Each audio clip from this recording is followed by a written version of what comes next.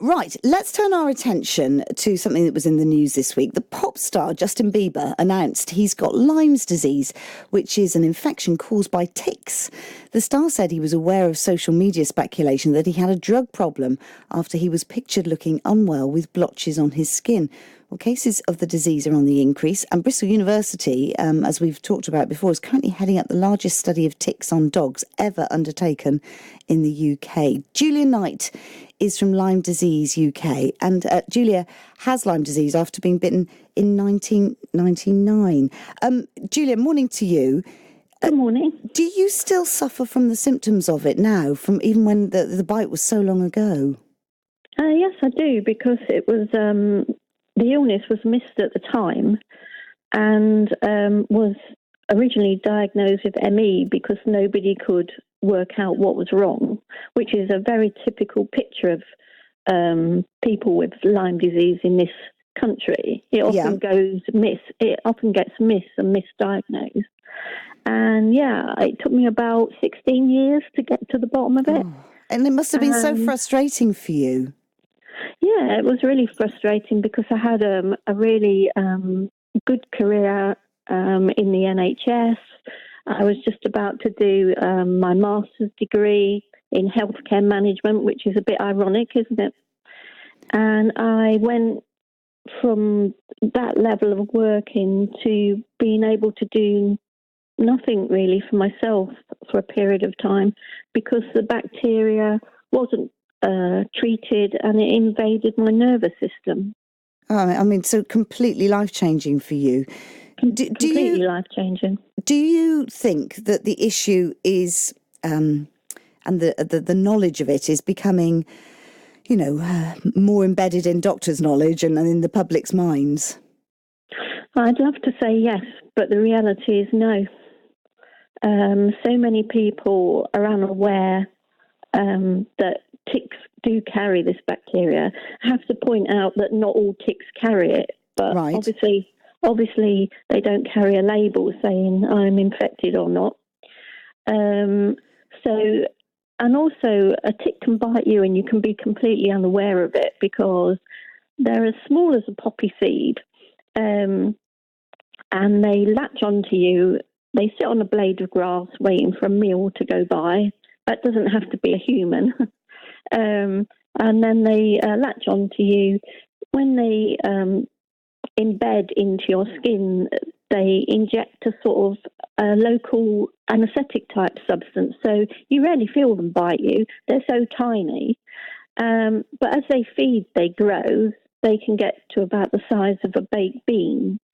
But often they'll, once they're attached to you, they'll try and find somewhere really warm on the body, like back of knees, groins, armpits, under hairline. So quite often they go unnoticed. They have their feed and drop off. And so, what would you see then? I mean, or what it may not have happened to you, but what do you often see so that you could perhaps become more aware of what was happening? Well, a proportion of people will display a rash. It doesn't appear straight away, like after a mosquito bite.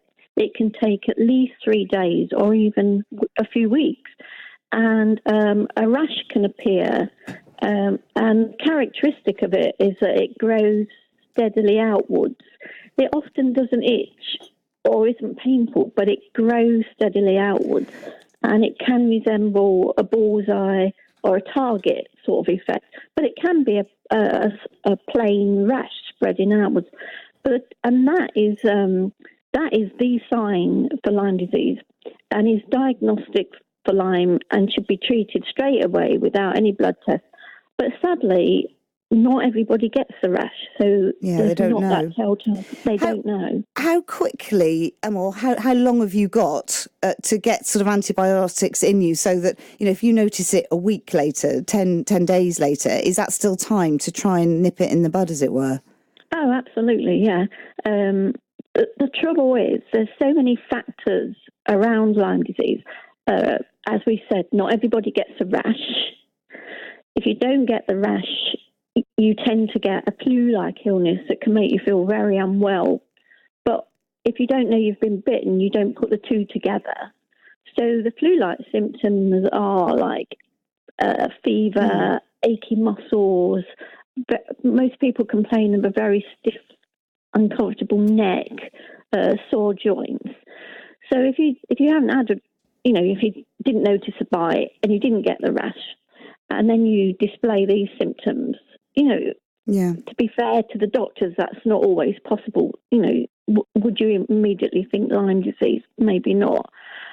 But it's definitely worth if something's been going on with you, you can't see any rash. It just might be worth saying it, and then somebody can.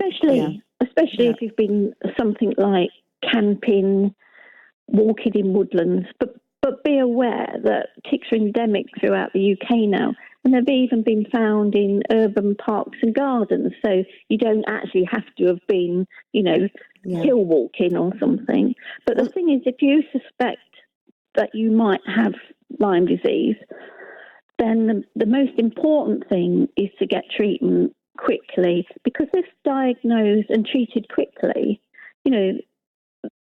that's the way to treat it. You can treat it. It's when it gets missed, the bacteria starts to disseminate around the body, causing all sorts symptoms that is very difficult to put together.